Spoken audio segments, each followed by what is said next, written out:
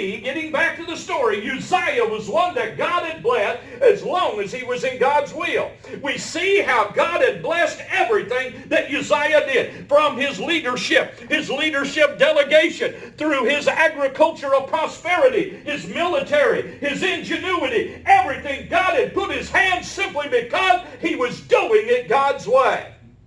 Now this is simply a very basic subject and message I'm bringing out in this first section.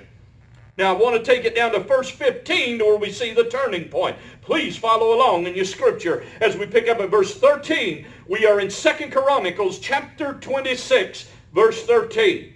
And under their hand was an army, 300,000, 700, and 500, as I had just previously read. And look at verse 14. And Uzziah prepared for them throughout all the host shields and spears and helmets and habergeons and bows, slings to cast stones.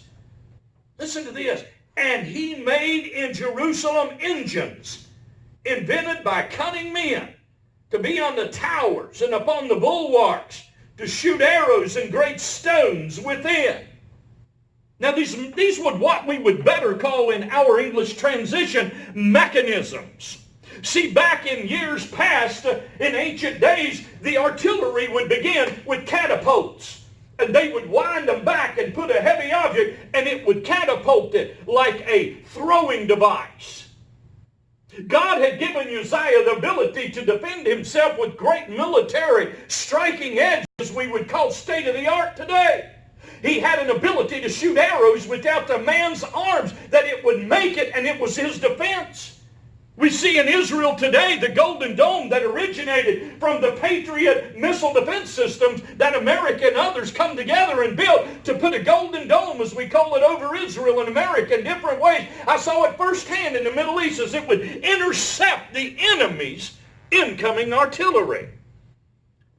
Well, Uzziah was kind of like that in his own day. You know why? Because he did it God's way. But look at the end of verse 15. And his name spread far abroad, for he was marvelously helped till he was strong. Now we can look at that statement two ways. He was marvelously helped of God to the point of strength. Or we can also read it, he was marvelously helped of God until he realized where he had arrived. My way. My way. How many times has my way got us in trouble? Paul Sanka wrote a song that was given to Frank Sinatra. And he penned it, and it was after actually the melody of an old French song, but it needed new words. And Paul Sanka began to think about Frank Sinatra's career as a singer, as it was winding down, and he was wanting to give a song. So he wrote and penned the words of the song, My Way. We've all heard that song. If you listen to the words of it, it's talking about someone's conquest of life and pursuits, wins and losses. Shortly thereafter, it would be adopted and performed by Elvis Presley in about 76. Ironically, on the eve of Elvis's untimely seeming death in 77. And the song was iconically reached levels of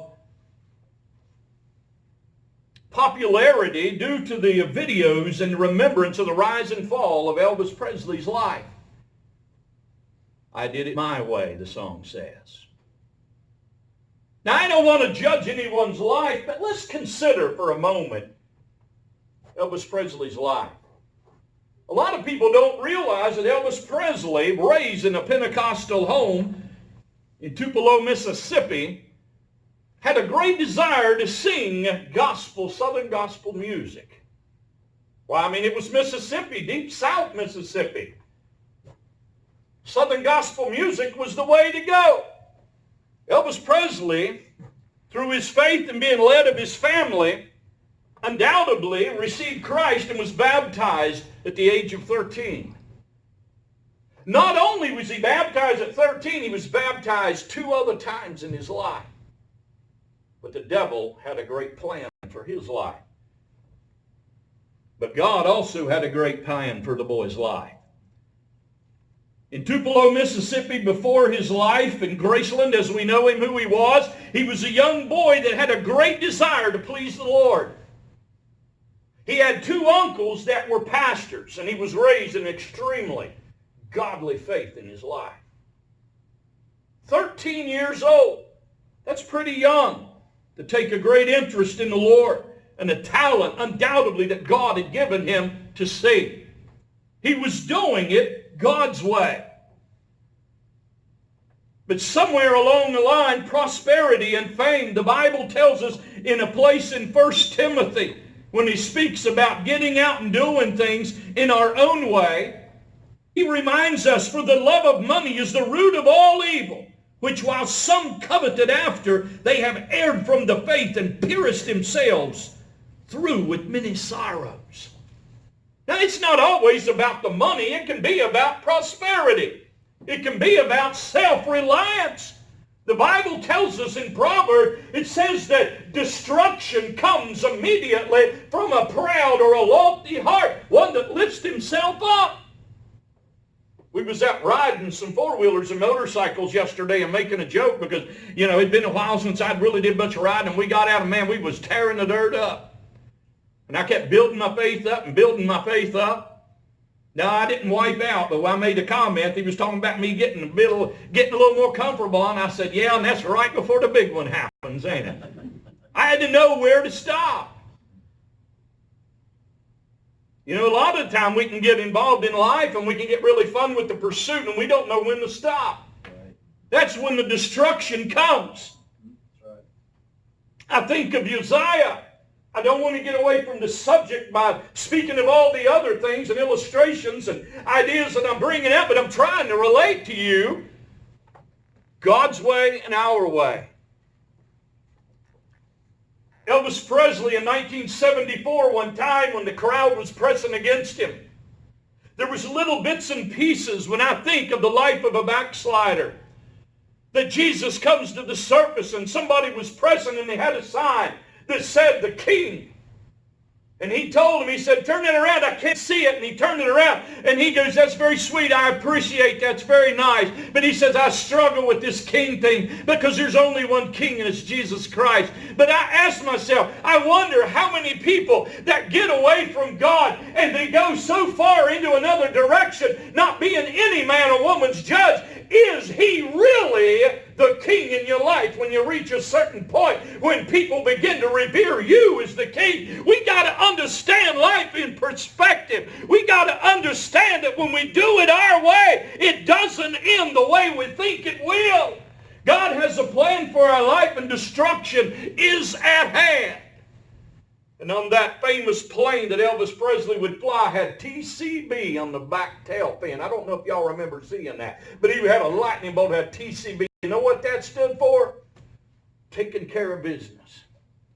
Taking care of business, that he would buy a jet to take care of his business. It showed the scale of his prosperity, that I can afford a jumbo jet to do what? Take care of the business in my life. I want to ask you today, what is the business in your life? Uzziah's business was doing things God's way. Uzziah's business was being an effective and productive king of Judah, following his dad that died and was buried with his fathers, and he carried on, and it said, and he did what was right in the eyes of God. But we come to a point where we begin to veer from God's path and we get on our own. I've done it, you've done it, and we will continue to do it on occasion in our life. And I'm here to tell all of us today that when it comes to doing it anybody's way, it had need to be God's way. The Bible warns us that there is a way that seemeth right unto man, but the end is imminent destruction. You get that? Imminent destruction.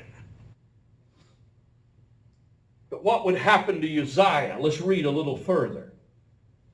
Look at verse 16. Oh, you ever hear a preacher or somebody reading the Bible say when you see the word but, it's a stop sign? All of that prosperity of Uzziah stops with a but. But, you hear people say no ands, ifs, or buts about it. That means there is going to be no stops. You get it? Ands, ifs, or buts means there's a stop or a change of direction.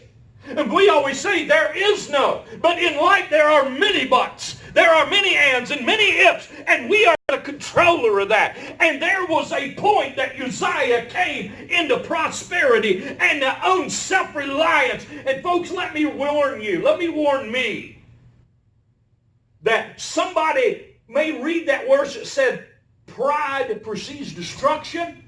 And the devil may whisper in your ear and say, well, so-and-so, you ain't a proud person. And you may think, well, I'm not a prideful person. But let me tell you, let me warn you that pride often comes disguised as self-reliance. Not pride like you would think, but disguised as the ability to do it your own. I'll call on God when I feel it's time. See, don't ever outgrow Jesus. See, that's the problem with us adults. We reach a point and we think we outgrow the need for Jesus.